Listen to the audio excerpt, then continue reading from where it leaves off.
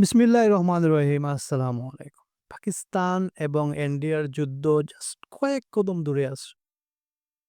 আজ যে স্টেটমেন্ট দেয়া হয়েছে, এই স্টেটমেন্ট যুদ্ধের সম্ভাবনা আরো বাড়িয়ে দিয়েছে। আজ ডোনাল্ড ট্রাম্প একটি এলান করেন যে সে বলতেছে যে ইন্ডিয়া এবং পাকিস্তানের নিউক্লিয়ার যুদ্ধ হতে যাচ্ছিল, কিন্তু আমি তা থামিয়ে দিয়েছিলাম। সে আরো বলতেছে যে ইন্ডিয়া এবং পাকিস্তানের যুদ্ধটা ৭ টা ফাইটার জেট ডাউন করা হয়েছিল। এবং এই স্টেটমেন্ট হতে যাচ্ছে সবচেয়ে ভয়াবহ স্টেটমেন্ট। কারণ পাকিস্তানের কোনো ফাইটার জেট শুটডাউন হয় নাই। ইন্ডিয়া যে ক্লেইম করছে রিসেন্টলি যে তারা ৬ টা পাকিস্তানের ফাইটার জেট শুটডাউন করেছিল। প্রবলেমটা হচ্ছে তারা ক্লেইম করছে ৩ মাস পর যুদ্ধের। এই স্টেটমেন্ট নিয়ে কিন্তু ইন্ডিয়ার ভিতরে অনেক বিতর্ক সৃষ্টি হয়েছিল এবং বোঝাই যাচ্ছে যে এটা আসলে স্টেটমেন্ট দেওয়া হয়েছিল পাবলিককে ঠান্ডা করার জন্য। কিন্তু এটা ফেইল করছে। এখন সিরিয়াস এই ক্লেইমটা করতে পারেন না।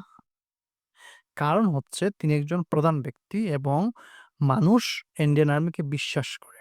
যদি এরকম মিথ্যে তথ্য দেয় তাহলে কিন্তু মানুষ বিভ্রান্ত হবে এবং সামনে যদি কোনো কিছু ঘটে তাহলে কিন্তু মানুষ বিশ্বাস করবে না যে আর্মি কি বলতেছে। সত্য মিথ্যা ওরা দ্বন্দ্বে পড়ে যাবে। এবং ইভেন রাহুল গান্ধী কিন্তু এই স্টেটমেন্ট নিয়ে অনেক মজা করেছেন। এখন প্রধান স্টেটমেন্ট হচ্ছে পাকিস্তান ক্লেইম করেছিল তারা ৬ টা ফাইটার শুট ডাউন করেছিল ইন্ডিয়ার। এখন ট্রাম্প বলতেছে ৭ টা। এর মাধ্যমে কিন্তু অনেক অজানা বিষয় সামনে চলে আসতেছে এবং ট্রাম্প ক্লিয়ারলি ইন্ডিয়াকে কিন্তু পয়েন্ট আউট করছেন।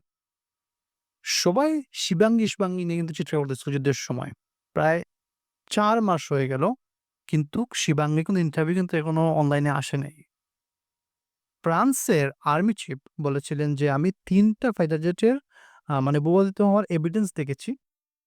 কারণ কথা হচ্ছে ৩ টা যদি অনেক এভিডেন্স দেখে থাকেন তাহলে এই ৩ টার এই আ পাইলট কি জীবিত না মৃত? এটা কিন্তু ইন্ডিয়ান গভর্নমেন্ট এখনো তাদের সাধারণ মানুষকে জানায় নাই। এবং ট্রাম্প বলতেছে যে, "আমি সব সত্য সামনে নিয়ে আসতে চাচ্ছি।" আজ ইন্ডিয়ার chief of staff Anil Chauhan Donald ট্রাম্পের কথা বলার ঠিক পরেই কিন্তু তিনি আসলে একটা ভাষণে কথা বলেন এবং তিনি বলেন যে এখন যে যুদ্ধ হতে যাচ্ছে, আমাদের সামনে যে যুদ্ধ হতে যাচ্ছে সেটা হবে অত্যন্ত ভয়াবহ, ধ্বংসাত্মক, খুনখার, ঠিক আছে? এই যুদ্ধ মানে কি হতে যাচ্ছে কেউ আন্দাজ করতে মুশকিল হবে। সে বলতেছে জমিনে যুদ্ধ হবে, আকাশে যুদ্ধ হবে, সাইবার অ্যাটাক হবে, সমুদ্রে যুদ্ধ হবে। তার কথা এরা স্পষ্ট যে এই যুদ্ধে ইন্ডিয়ান আর্মি সরাসরি ল্যান্ড হওয়ার যুদ্ধ মানে সরাসরি যুদ্ধে জড়িয়ে যাবে পাকিস্তান আর্মির সাথে। কারণ যেহেতু ল্যান্ডে হবে এই যুদ্ধ, সো ওরা জড়িয়ে যাবে।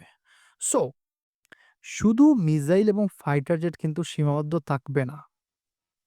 ভাষণের শেষ পর্যায়ে ইন্ডিয়ান সাধারণ মানুষের লক্ষ্য করে তিনি বলেন, "যদি আপনারা শান্তি চান তাহলে যুদ্ধের জন্য প্রস্তুত হন।"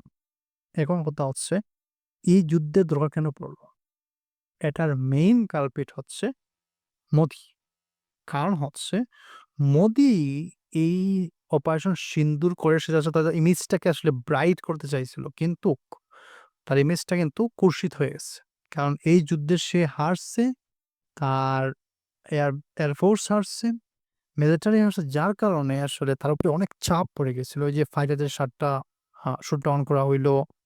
কিছু সেনাবাহিনীও মারা গেছিল, মানুষ মারা গেছে। সো এটা কিন্তু তার একটা বড় একটা হার ছিল। সো এখন সাধারণ মানুষ বলতেছে, "হ্যাঁ, সিন্দুরে তো ইন্ডিয়া গভর্নমেন্ট ফেইল করছে।" তো এই ফেইলটাকে আসলে বিজয়ে রূপান্তর করার জন্য ওরা সামনে পাকিস্তানে আবার অ্যাটাক করবে। শুধুমাত্র এই ইমেজটাকে ফিরানোর জন্য। কারণ বর্তমানে কিন্তু মোদির যে ইমেজ সেটা কিন্তু খুব নাজুক অবস্থায় আছে এই মুহূর্তে। এবং সে পদত্যাগও করতে পারে যেকোনো সময়। সো এটার টার্গেট হচ্ছে যে নেক্সট অ্যাটাক হবে এবং ভয়াবহ অ্যাটাক হবে। এটা মাথায় রাখবেন, ভয়াবহ অ্যাটাক হবে এবং এত ডেডলি হবে যে প্রচুর মানুষ এবং সম্পদের ক্ষতি হবে এই যুদ্ধে। এবং ইভেন এটা নিউক্লিয়ার যুদ্ধেও কিন্তু চলে যেতে পারে। কারণ যেহেতু পাকিস্তানের কাছে নিউক্লিয়ার ওয়ারহেড আছে, ইন্ডিয়ার কাছেও আছে। সো যদি এমন এক পর্যায়ে চলে যায় তাহলে কিন্তু পিক পর্যায়ে গিয়ে ওরা নিউক্লিয়ার মেরে দিতে পারে। যখন পারবে না, নিউক্লিয়ার মেরে দিবে। যদি পাকিস্তান দেখতেছে যে হারতে যাচ্ছে, তার জমি দখল হয়ে যাচ্ছে, তার এলাকা দখল হয়ে যাচ্ছে, সে কিন্তু নিউক্লিয়ার ছেড়ে দিতে পারে ইন্ডিয়ার উপর। এটা কিন্তু একদম বাস্তবতা। সো দেখা যাক কি হয়। আজ এ পর্যন্তই। আসসালামু আলাইকুম।